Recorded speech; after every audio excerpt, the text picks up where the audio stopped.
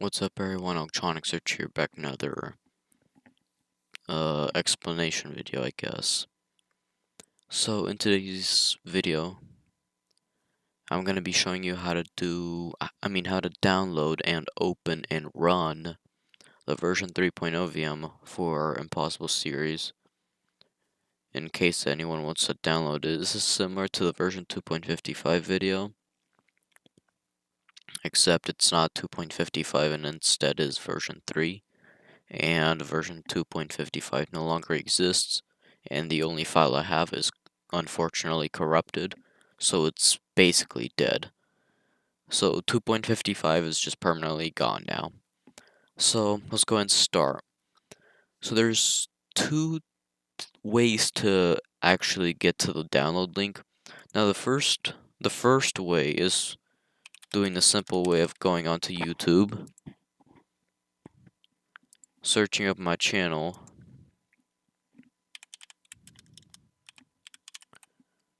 hold on, I haven't used this keyboard in some time. So electronic search, click on my profile.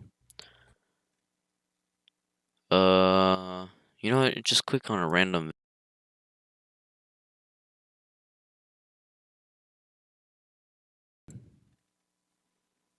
In the description, it will show the website, I think, right? Cause I don't even remember myself. But yeah, here's the version 2.55, which this is gonna say permanently unavailable on the newer videos. But later on, I'm just gonna entirely remove this link, and this link just opens up the 2.55 one, which is again unavailable. Not until further notice, but permanently gone. So I have to change that. But yeah, that's not the main focus of the video. So yeah, again, this is gonna be going away soon. So the download links are no longer gonna be featured in my description.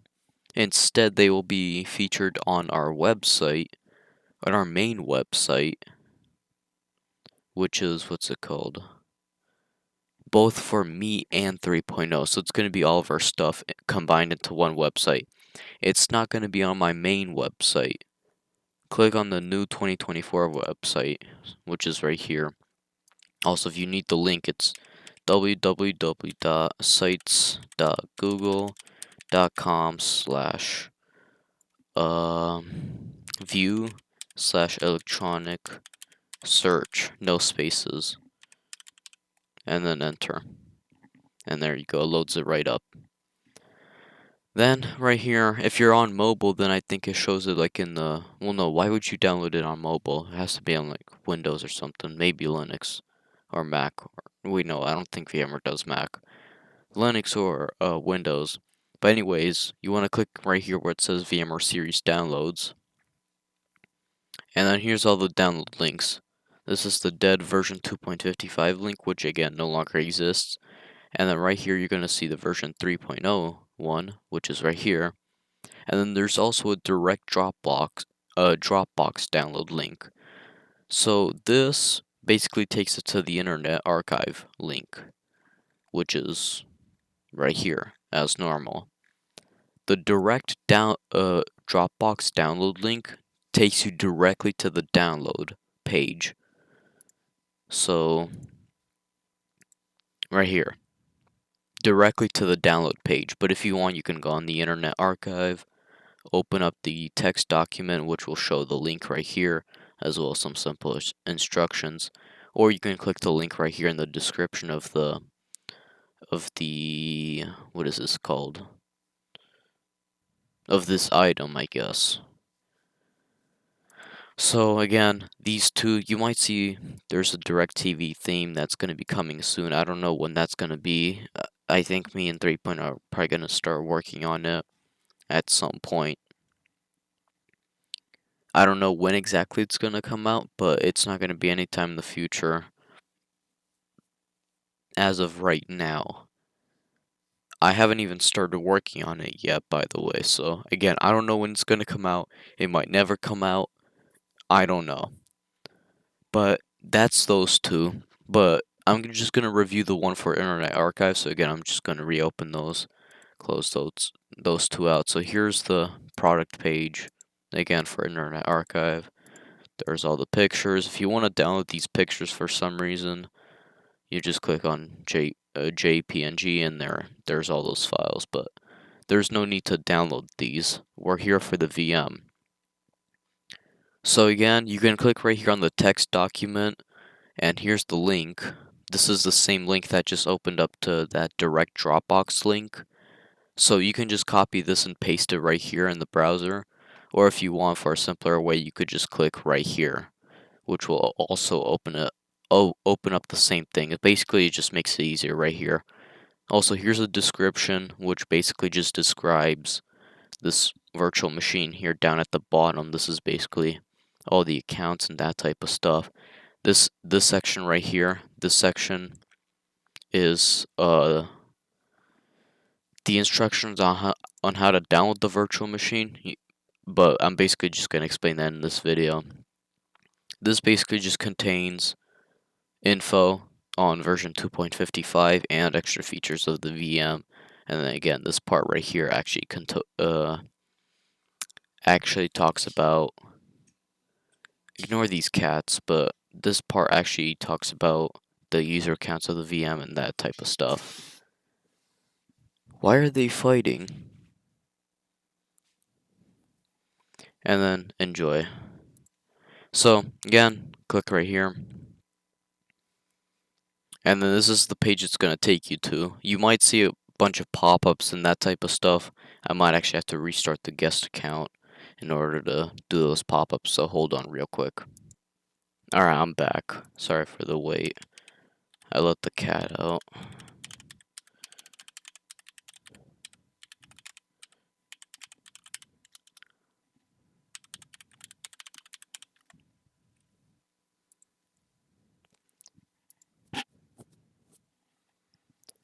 But anyways, continuation. So again, click right here for the download link. And it's going to take you to this page. Okay, yes. So you're going to see all these pop-ups. All you have to do is just X them out. This is just this Dropbox type of stuff. Now, for version 2.55, I did use Mega, which is basically another cloud service type of thing. But I'm not using Mega anymore because it's with the whole security type of stuff. Dropbox is way more secure than that. That's why I'm using Dropbox instead. So right here, just X that out. Right here, just skip that. And then for the cookies you could, I don't know if decline will prevent it from downloading, but just accept all for now. So here you are. All you have to do is just click right here on the download button. After you download this, I think it's gonna, oh yeah, so just continue with download only. There's no need to create any accounts to download this file whatsoever. If you get to the screen and it does pop up, just click right down here where it says or continue with download only. After you click that, yeah, there it goes. It's gonna start. If it doesn't, go back and try again, but here it is. So then just choose where you want to save it to. I wonder if you can, no, so just keep it at the compressed file, and then click save. And then it's going to start downloading. The file is 14.3 gigabytes compressed, which means the folder is zipped up. I don't need to download this because I already have it on my computer, because this is the same computer I uploaded it. So I'll just go and cancel that for now, but I'll show you what the actual file does look like in a second. Alright, after the file has finished downloading for you, it's going to look like this. It's going to be a compressed zip file, and then if you open it, that's what it's going to look like. So you cannot run this folder as is inside of VMware. You have to extract it, and the way to do that is just click on the file, right click on it, and then click on extract all. Now you can do this with Windows Explorer, 7-zip, WinRAR, maybe pzip if it will work, any other program, but in this case I do recommend Windows Explorer, because that's the one that I use the most. If you have 7-zip, I'd probably use 7-zip instead, but if you don't, then just use Windows Explorer. So just extract all, and then extract, and then again, I already have an extracted file, so I'll just cancel this out again. But then it would show right here as a regular folder, like that. Open it again, and here's all the VM stuff. Now you're basically done with the whole file stuff. You can go and open up VMware. In this case, I have VMware Workstation 17 Pro.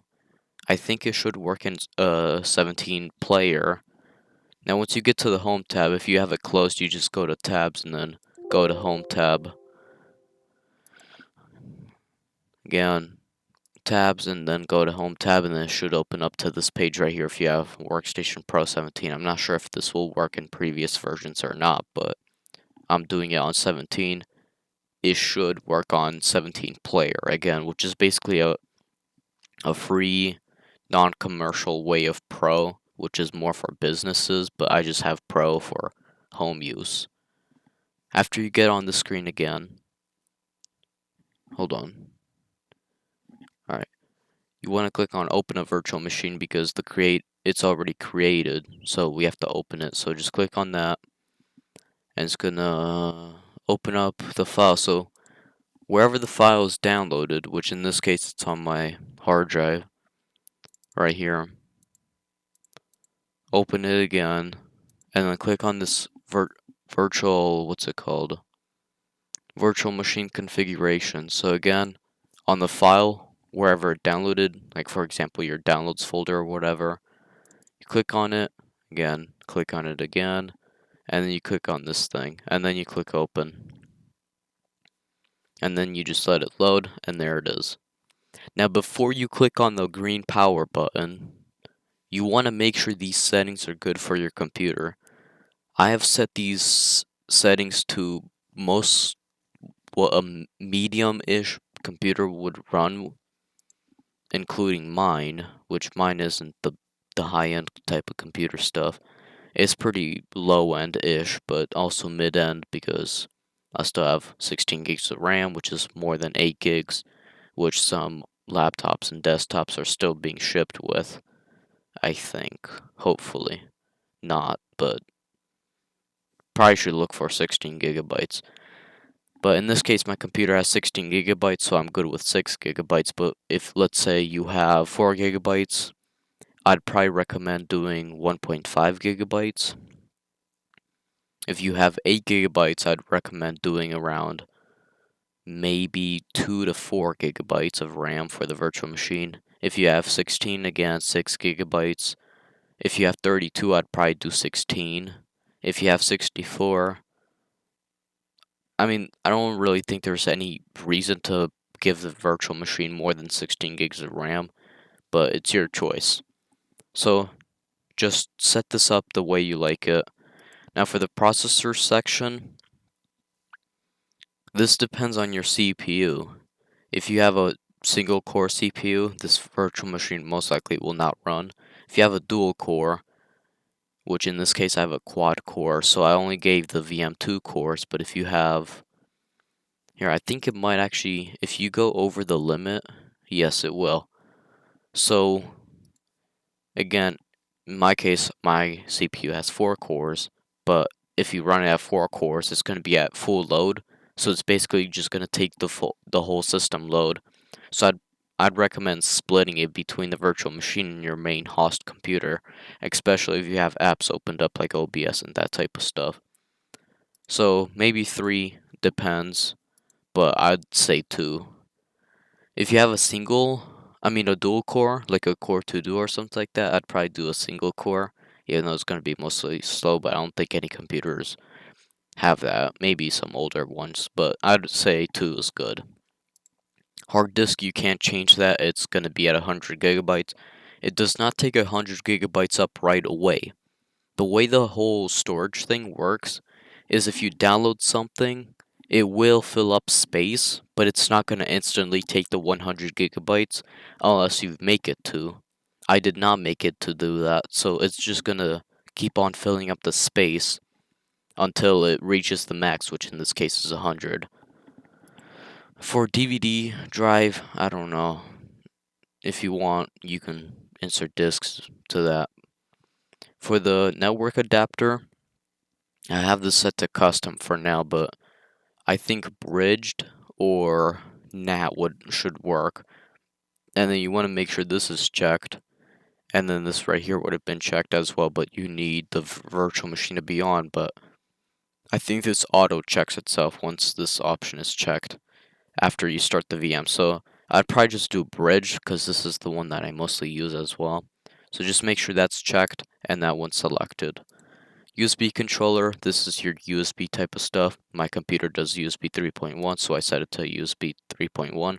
I'd set it to the max because I think that's the one that should be most preferred because I think it's going to transfer at the same speed that the actual USB that your computer has. Because I think if you have a USB 3.1 port and if you select it as a USB 2.0 port, it's going to transfer at 2.0 ports. But again, I wouldn't be plugging personal stuff into this virtual machine again.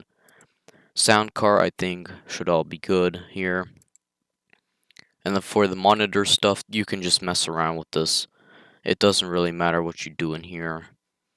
But yeah. Again, all my settings are good. Just for this video demo, I'm gonna change this back down to how I left it before. Because this is just a demo unit. I'm not connecting this to Wi-Fi yet. But when you do download this, you might have to connect it to Wi-Fi if you want to use the Wi-Fi capabilities, which it does do, as long as these settings are good. If it doesn't work, then it might need something else to do, because I didn't try this out in the new VM yet, or on a different computer. Actually, I was gonna do this on an Optiplex 780, but I decided not to. I don't know if you can kind of tell I'm rushing this, but once you're done, you click on OK. And then this is the fun part, I guess. Power on the virtual machine.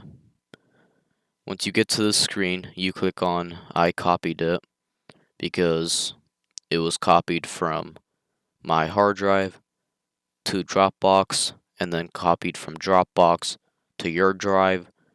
So it's been copied. And then that's it. Start Windows normally.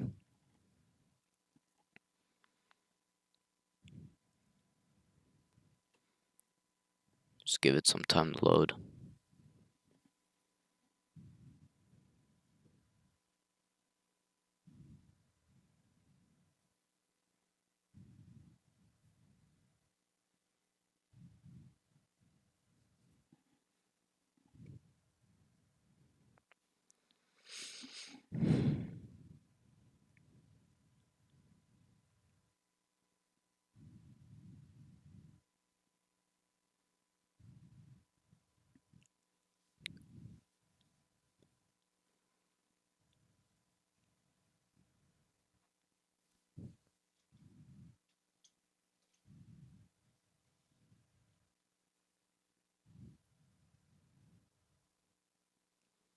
It's taking longer than usual. Alright. There we go. And you are now in the virtual machine. You have the backdoor account, which is basically just a backdoor account where you can do different kinds of things without interfering with the rest of the VM and the other user account controls. I mean, other user accounts, not user account controls. The Dell PC one is the main admin account where everything was installed on, basically set up like this wallpaper that you see right here where it says Impossible Series at the bottom. Impossible is the Impossible account. That's where basically the main features of this VM is. And then you also have the TeamViewer account, which is for TeamViewer series. Bonsai Buddy series no longer exists on here because it's gone. It's been dead for more than a year now, so it's no longer most likely going to be included on these types of VMs. But again, if you want to go on the Impossible series, which is again the main account, just click on it, and there you are. You're in it. You have the bird right here. You can do whatever you want with this stuff. As soon as it runs, you can do whatever you want with it again. Here's the start menu, all the programs, all that type of stuff. And then we can go ahead and go to